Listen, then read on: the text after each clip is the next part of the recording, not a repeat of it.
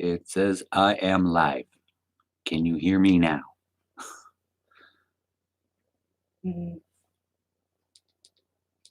Yeah, say something. Okay, I'm going to say something. Yeah, I can hear you. Okay, we can hear. All right, short, sweet, and to the point. Oh yeah, the camera's up here. The camera's right here. Hi, bye. I'm leaving. Okay, she's gonna miss out. I don't. Go ahead. I got shopping to do. Okay. So, anyways, there's nobody here, so somebody will watch this later. Good enough for me. Good enough for YouTube. I need to get one of those shirts. Hi, Aaron. Got a package today from California. I know what one thing is in here. I'm not sure what the rest of it is. Oh, sorry, Aaron. Denise just took off. She had to go run some errands and pick up Aiden from school. But I'm off from work early today, which is kind of my Friday thing. And I was kind of unprepared to come home and find a package.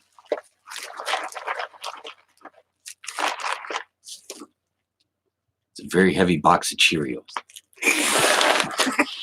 Okay, I'm going to get after this so I can get on to some other things. Using my Bobby Shields dog bone knives.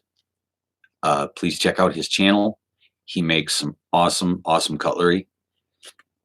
Extremely sharp. I mean, I would never want to drop this thing. It's just kick butt sharp. And I don't know if I can pull off moving that camera or not. So I'm just going to have to cheat and cut the package open and show you what's in it. Ta-da. I hope I don't cut anything important. Let's see. Okay, nothing important right there. How you doing, Aaron?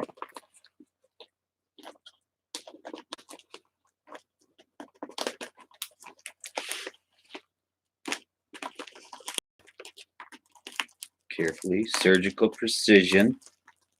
No, I'm not stitching it back closed. I don't think it'll heal well. Oh yeah, at least not on my foot. Bad enough I dropped the iPad earlier. I had it sitting precariously on the edge of the bed, and I was reaching for something else, and it slipped off in the corner, went bam, right into my foot. A few minor choice select words. Hi, Becky.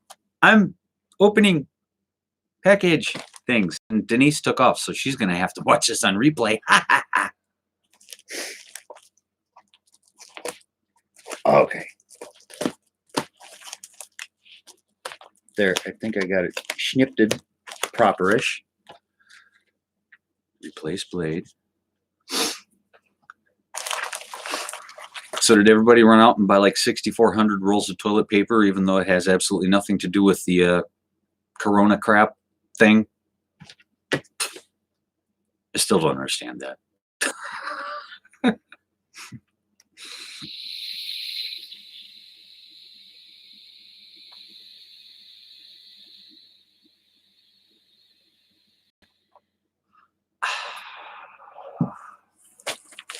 Okay, let's see what's in here.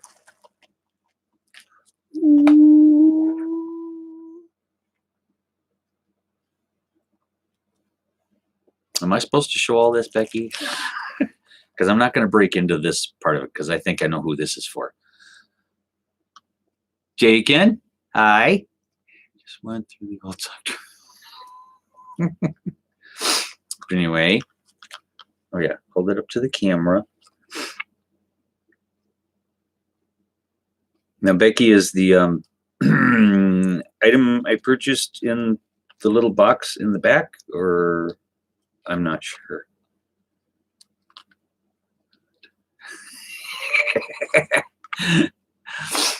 Hey, Denise went to Walmart today, and she had to stop and take a picture of the dang toilet paper aisle and the empty shelves.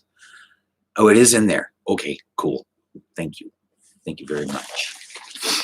And yeah, it was just completely sold out. And one of the guys that I work with, his wife works at Walmart, and the floor supervisor for that area, I guess, or something of that nature, came down through and he was like, holy cow, it's all gone. Well, that's okay. I'll just order some more if people are going to keep buying it. Yeah.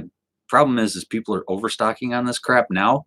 So for the next, 3 months, 6 months, depending on how many carts they walked out the door with, they ain't going to need toilet paper. So yeah, interesting. Oh, sorry. Sparkly thingies. What have we got? It's a box. Oh, and that's for Denise too. Okay, in that case, I will have to show it week to week. Yes, it does. It's you can always go to rest stops and gas stations and misappropriate a few handfuls to get you by. Otherwise, McDonald's still has napkins. They're a little harsh, but oh my gosh. Sorry, that's supposed to be oh my Josh. Because the thing that I thought sounded like Cheerios. Bunches and bunches more of Himalayan pink salt. I really do enjoy smoking this stuff. It does take a good flavor. It takes a lot longer than like your kosher salt, but it really is good. Oh my word. Are these 1 pound? Wow, these are a pound a pop. I need to make Josh and Becky some more salt. And ta-da! We found the bottom. 4 pounds of Himalayan pink salt. I still have some that Rob Garman sent me, so I might just have to do, when I get like a good 3-4 day stretch, because like I said, I really like to smoke this stuff a long time, just so that flavor really gets in there. It's going to take me, especially if it's during the week, because that would be one of those things where I get up, go to work, come home from work, start the smoke, and then keep it rolling until, getting close to bedtime. And then more or less the next day, get up and do it again so that it really takes a good flavor. That's cool. Thank you, Josh and Becky, very much. And I'm still working on the smoked peppercorn thing. I've got to do that yet. But I'm trying to decide if I should do that in the cold smoker or if I could just do that in the regular, the grill smoker. I seem to get more accomplished in the grill smoker, and I fight the cold smoker more, it seems like. I think I need to tear it apart and clean it. So. Oh, it's for her birthday, late birthday. Gotcha. Perfect. Sorry, guys. She's going to have to go live and do her own little thing for that. And the reason why I'm doing this off the laptop is because my phone is like, what is it? I think it's got 14 gigabytes or something that it had originally. And I'm up to like 15.3 gigabytes used. So I can't even update YouTube anymore. Let's see, where was I? How long do you smoke a batch of salt for? Like if I'm doing your standard coarse kosher salt, and depending on what kind of flavor you're going for, say you just want to make a batch of hickory salt, and you got those hickory chips from like Walmart or something. If you're doing like a pound of salt, and I do it in these, cheap little aluminum foil pans, it's kind of a taste thing, but generally for just a pound of salt, at least 4 hours is good smoke time. Sea salt, coarse sea salt, you can do also. I never tried doing iodized salt, the regular Morton salt, because you don't need to flavor. I think of that for cooking, not for table seasoning and that kind of thing. So, but then when you get into the coarse salt, I mean, like this pink Himalayan stuff is very coarse. You need to have a salt grinder for that. This is comparative to like, I guess you'd almost call it a rock salt. Well, technically it is a rock salt. But yeah, because of the grain, the size of the crystal, it takes a lot longer to actually get the flavor and really impart the color into it. The color has, a visual appeal, but the smoke flavor, how do you put it? You don't want to crack into a grain of salt in your grinder and you take off like a layer of smoke, and then you end up with a chunk of salt. Make sense?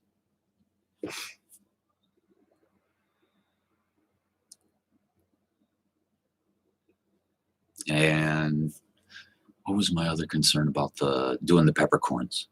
Oh, I was concerned that it wouldn't be enough wood to do all the smoking. So I have a theory. Smoke ring and meat. Yeah, very good. Aimless, how you doing? But what was I going to say? Oh, one way to not have to worry about not having enough wood, there's other alternatives. The concept was to make a lemon peppercorn, of lemon smoked or citrus smoked peppercorn. So you kind of get the the lemon pepper taste out of it. So because I only have so much wood to use, I'm thinking of supplementing a bit by collecting either lemon peel or orange peel or a combination of both. Because as I recall, Josh at Quad State last year brought me a bundle of lemon branches and a bundle of orange tree branches. I hate buying the lemon pepper seasoning in the store, because every time you get it, you get one of those big containers of it and you open it up and you use some on something, and I don't know what it is, if it's got bad seal or what the deal is, but you use it here and there in the summertime, whatnot, when you're grilling, and then all of a sudden the fall of the year comes around, or the winter, and you go to open it up and it's like, oh, I'm going to put some of this on the fish, and next thing you know, it's nothing but a solid chunk. So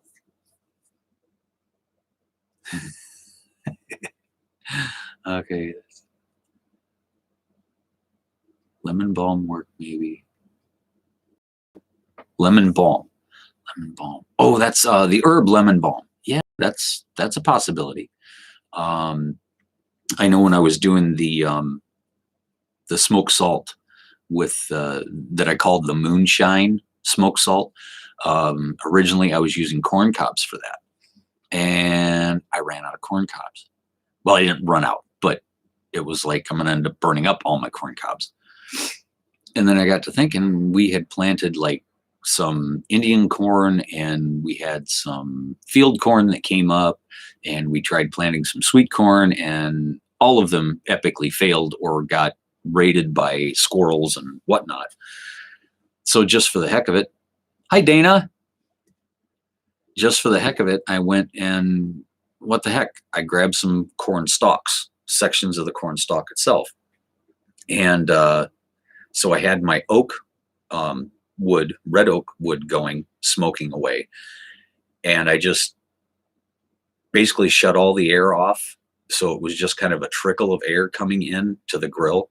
And I snapped down, chopped up, not chopped fine, but like chopped them down into chunks. of sections and put the corn stalks on the coals and then just left that to smoke. Hello, Corey. Yeah, it was just an unboxing thing, and I'm gonna actually get out of this here pretty quick. But yeah, I like that the way it turned out. The one I dubbed Moonshine Smoke Salt. It has a little bit of a bitiness because of the oak, but then the corn stalks or cobs, whatnot, the corn material actually has more of a mellow, sweeter flavor to it, so they kind of balance each other out. So yeah.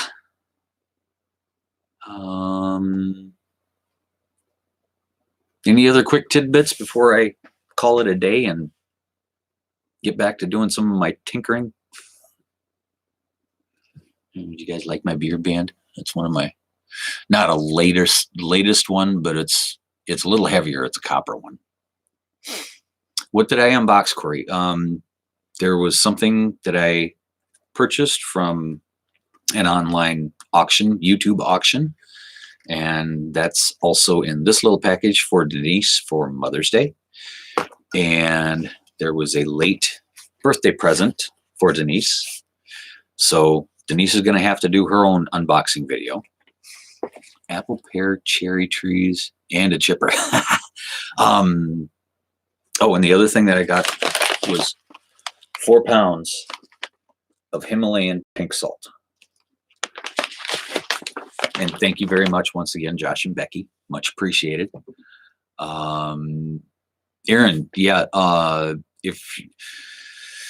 yeah, kind of roll back and watch some of my odds and end salt smoking videos. It kind of gives you a little better than what I can maybe explain it, I guess. But you don't really have to have chips. If you have an actual smoker and you use chips, you're golden right there. Keep your temperature low when smoking salt, below 200 degrees. The farther below 200 degrees and still smoking, the better. Because if you get upwards of 200 or 250, and heaven forbid you get a flare up and it gets up to 300-400, you might as well just throw the salt out and start over again. Because by the time the temperature climbs up that high, you're literally burning the smoke flavor out of the salt. You're trying to get it to stick to it. So, honey, you're gonna. I'm kind of hung up on that one right now, Dana. My son got things figured out. One was a picture of my tattoo, which I was kind of thinking about without the quad state on it and just putting like Drayson's Forge or something like that. But then I've also got the pictures from Honeck Engraving of the original shots. Hi, Janetta. The original pictures of what my actual touch mark is. And he put those together, put them in a PDF, and he was supposed to have sent them to my email. Well, I check my email on the laptop maybe once a week at best. And so, yeah, I went in and checked my email. I checked my junk mail folder. I checked this, that, and the other thing, and it wasn't there. So I don't know if it's lost in cyberspace somewhere or what. And I even tried, once he converted it to a PDF, I had him send it to my email, but then I also had him send it to my phone. And then I put that in a message to myself so that I could save it. Well, it popped up the day that I received it, and I looked at it. It's like, cool, I need to send this off to my email just in case. And I didn't do it. But then, like, hello, Chris Dixon. Anyway, so yeah, somewhere along the lines, everything just disappeared. But I have a couple of videos, not actually tutorials or anything, Chris, but I do have the smoke salt video, and then I show some shots of the cold smoker. I need to get that cleaned up and cleaned out. And yeah, I haven't done any smoked hard-boiled eggs in a while, and I kind of miss them. They're good. They're really good. As a matter of fact, I work with a guy. He has kind of a surplus of eggs lately, and they're farm fresh eggs, so I might have to hit him up for some. I'll do some trading. I'll trade him, a half pound of salt for, an 18 pack of farm fresh eggs. But anyway, I'm going to shut this thing down. I got some things to do, and going to roll on. So yes, smoked hard-boiled eggs. You definitely have to cold smoke them, but you can do them in an hour, 2 hours, and then you can eat them straight off the smoker. They're awesome. Otherwise, you can put them in a container and just, stick them in the fridge, and every once in a while you get the munchies for something. And when I do it, I do like 12 to 3 dozen smoked eggs. And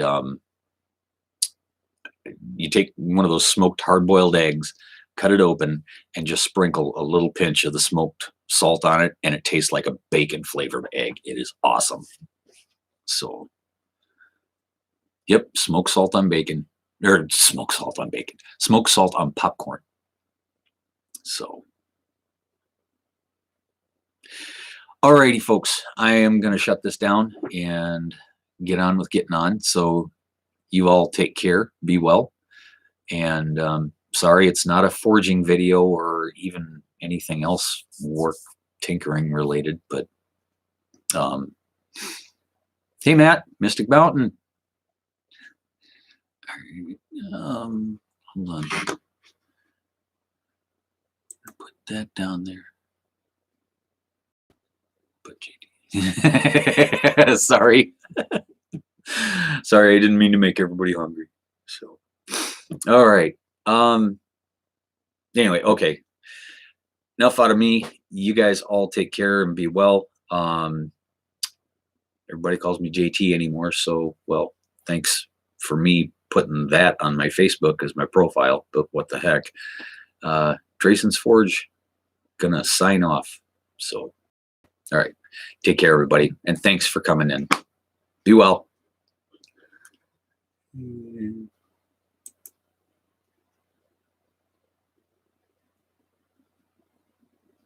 Let's see. Did it work? There, I